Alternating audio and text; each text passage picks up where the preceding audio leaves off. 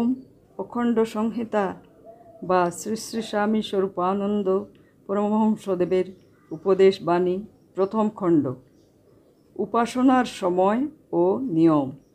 জনৈক জিজ্ঞাসুর প্রশ্নের উত্তরে শ্রী শ্রী বাবামণি বললেন, ভগবদ উপাসনা প্রত্যহ করবে এবং দিনে রাত্রিতে নিয়মিত 4 বার করবেই, প্রাতে, দুপুরে, সন্ধ্যায় এবং শয়নকালে। এই 4 বার উপাসনায় বসবে। মেরুদণ্ড সরল করে স্থিরাসনে বসে উপাসনা করবে। হাজার কাজ থাকুক, নিজের আধ্যাত্মিক কর্তব্য সকলের আগে এ কথা মনে রাখবে। প্রাতে, দুপুরে ও সন্ধ্যায় পৃথক আসনে পবিত্র স্থানে বসে ধৌত বস্ত্র পরিহিত অবস্থায় করবে। রাত্রিতে শয়নকালে যে উপাসনা করবে তাতে পৃথক আসনের প্রয়োজন নেই। বিছানায় বসে শয়নকালীন বস্ত্র পরেই উপাসনা করবে এবং যতক্ষণ নিদ্রায় শরীর অবশ হয়ে শয্যাশ্রয় না নেয় ততক্ষণ নামের সেবা চালাবে। শরীর অত্যন্ত ক্লান্ত বা রুগ্ন থাকলে তখন বিছানায় শুয়ে শুয়েই নাম করতে থাকবে। ঘুমের মধ্যে কখনো জেগে উঠলে তখন 5 রকম বাজে চিন্তায় কালক্ষেপ না করে অবিরাম নামের সেবা করে পুনরায় নিদ্রাগত হবে। অবশ্য যদি নিদ্রিত হবার মতো উপযুক্ত পরিমাণ রাত্রি অবশিষ্ট থাকে, শেষ রাত্রে একবার জেগে উঠে পুনরায় ঘুমিয়ে পড়া সাধারণত ভালো নয়। শেষ রাত্রে বিছানায় বসে জপ বা কীর্তন করতে সজ্জার পবিত্রতা বা পরিহিত বস্ত্রের শুদ্ধতা প্রভৃতি বিচারের প্রয়োজন নেই। কতক্ষণ উপাসনা করণীয়? পুনরায় অপর এক প্রশ্নের উত্তরে শ্রী শ্রী বাবামণি বললেন, পেট না ভরলে যেমন মূর্খ ব্যক্তিও ভাতের থালা ফেলে পাত ছেড়ে ওঠে না, তোমরাও তেমন অন্তরের পরিপূর্ণ শান্তি, তৃপ্তি এবং স্নিগ্ধতা না আসা পর্যন্ত উপাসনা করা ছাড়বে না। শান্তিতে, তৃপ্তিতে, স্নিগ্ধতায় চিত্ত, মন, প্রাণ পূর্ণ হয়ে উঠলে তখন উপাসনা ছাড়বে, তার আগে নয়।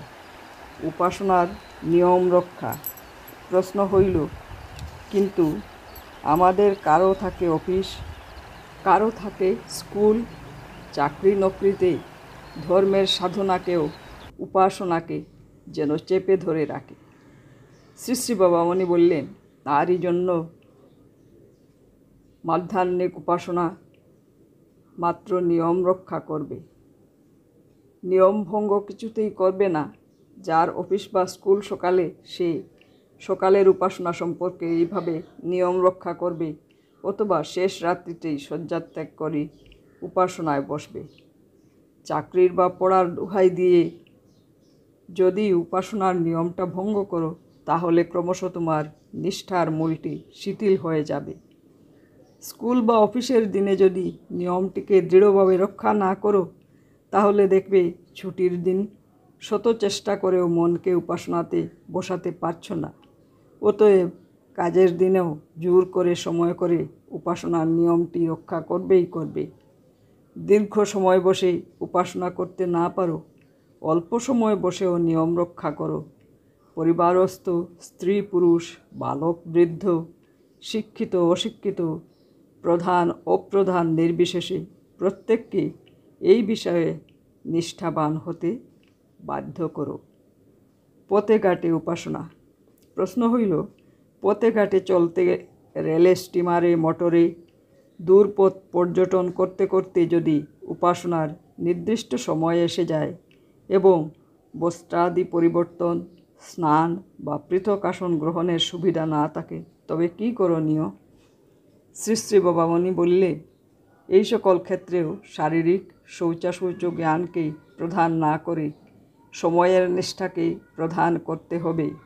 মনে মনে কল্পনা করবে, আদিগুরুর পাদবিধৌত গঙ্গাবাড়ি রাশি তোমার মস্তকে বর্ষিত হচ্ছে এবং তোমার বাহ্য ও আভ্যন্তর সর্ববিধ অশুদ্ধতা, অশুচিতা, অপরিচ্ছন্নতা দূর করে দিচ্ছে। তারপরে যথাবিধান উপাসনা করে যেতে থাকবে। রজস্বলা অবস্থায় উপাসনা। প্রশ্ন হইল, স্ত্রীলোকেরা রজস্বলা অবস্থাতেও কি উপাসনা করতে পারে?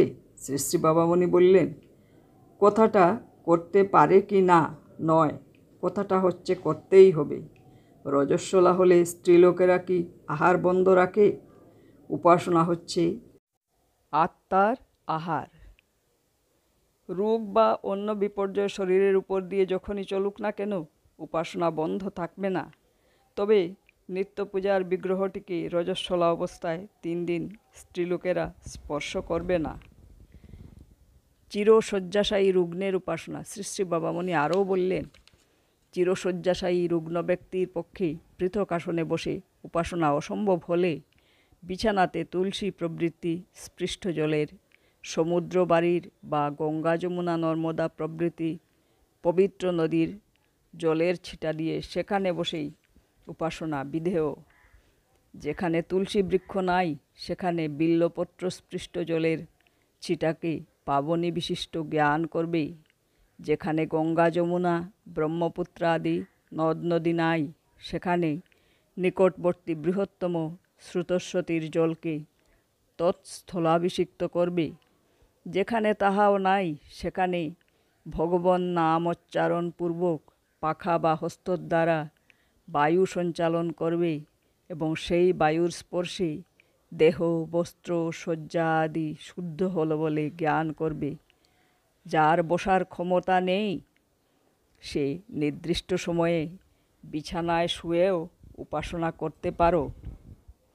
সমবেত উপাসনা ও ব্যক্তিগত উপাসনা। তৎপরে শ্রী শ্রী বাবামণি বললেন, সমবেত উপাসনাতে যোগ দেওয়াকে জীবনের শ্রেষ্ঠ পুণ্য বলে জ্ঞান করবে। সমবেত উপাসনার প্রসাদ গ্রহণকে জীবনের পরম লাভ বলে গণনা করবে। সমবেত উপাসনার নির্মাল্য সংগ্রহকে সকল অকুশলের নিবারক বলে জানবে। সমবেত উপাসনার সহায়তা করাকে মহৎ ব্রত বলে মনে রাখবে। যেদিন যে বেলা সমবেত উপাসনাতে যোগ দেবে সেদিন সে বেলা ব্যক্তিগত উপাসনা করার প্রয়োজন হবে না। গৃহে প্রতিষ্ঠিত বিগ্রহের পূজা বনাম সমবেত উপাসনা। প্রশ্ন হইল, কাহারও গৃহে যদি অখণ্ড বিগ্রহ প্রতিষ্ঠিত থাকেন এবং তার নিত্য পূজার নির্দিষ্ট সময়ে যদি নিকটে কোথাও সমবেত উপাসনা হয় তাহলে সে কী করবে? নিত্য পূজায় অবহেলা করবে না সমবেত উপাসনায় অবহেলা করবে? শ্রী শ্রী বাবামণি বললেন, উত্তম প্রশ্ন। পারতপক্ষে দুইটির একটাকেও অবহেলা করবে না।